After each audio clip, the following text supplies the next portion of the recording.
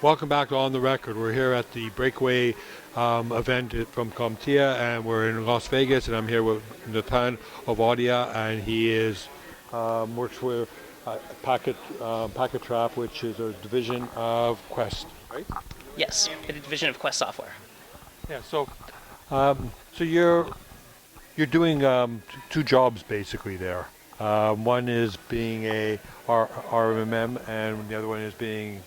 Well, you tell me. I'll let you go. Yeah. So we have two main products in the Packet Trap line. One, our flagship product is called Packet Trap MSP, and that's a remote monitoring and remediation tool for service providers. So, when we found our niche in the space, we found that network visibility was not very coherent. So we decided that our Packet Trap MSP tool can not only monitor all the workstations and servers, but also all the network devices and anything that can be captured via an IP address.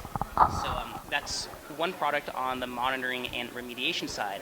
And the other product would be our Packet Trap PSA product, which is a new product. We just started to bring it in over the last 3 or 4 months.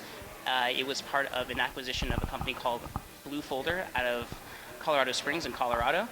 And that tool is used as a service and automation and ticketing tool to help service providers and field service management companies track their orders, track their invoices, and making sure that they're tracking all their information down.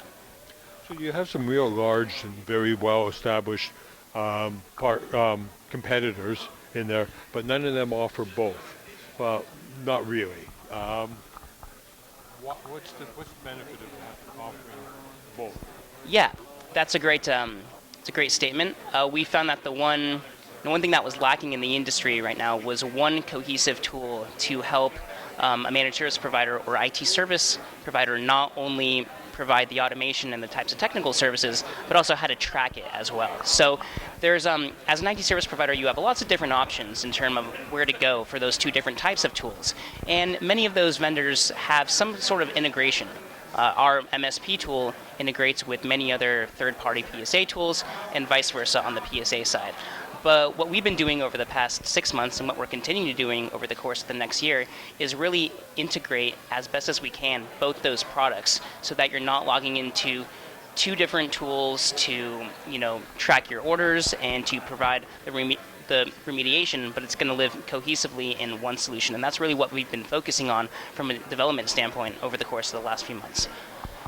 So changing the subject just a little bit. So you've been in this for a fair amount of time now. There's right now, if you take the North American marketplace, being Canada and the U.S., I don't have numbers for Mexico, but in Canada and the U.S., you've got about 15 to maybe 18% of all the channel partners who have moved to managed services in any shape or way. What would you say to the other ones? Is it too late? Have they missed the boat? Yeah, well, I don't know if they've missed the boat yet, but I think it's part of my job and part of my company's job to educate them on how they can service their customers better, because that's what the end result is. They want to service their customers better. The managed service providers want to do well. But in order to do that, there are a couple of tools that you need on your utility belt in order to provide services.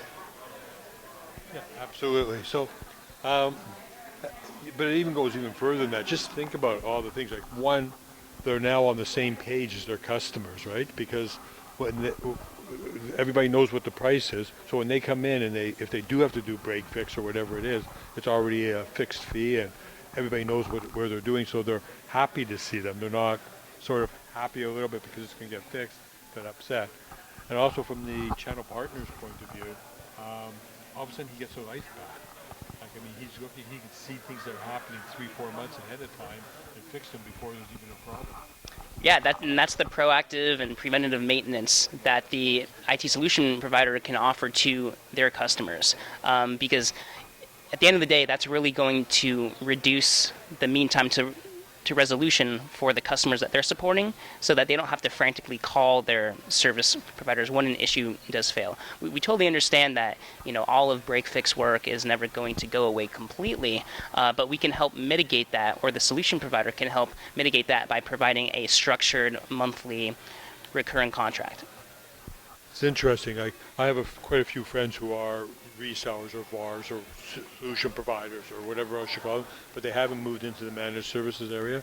And I tell them all the time, don't ever ask me to go out with you because you cancel on me 90% of the time. They go, so you'll never go out with me? I go, yeah, when you become a managed service provider, then it'll be maybe 2% of the time. Yeah. I mean, I think part of the job is education. I know the number of solution providers slash VARs or MSPs is not completely clear over the North American market, but it's part of our job to educate them on what tools are available. So, like you said, a lot of that market has been untapped, and that's partly the reason why why we're in business. All right. Thank you very much for coming on to the show. Thank you very much.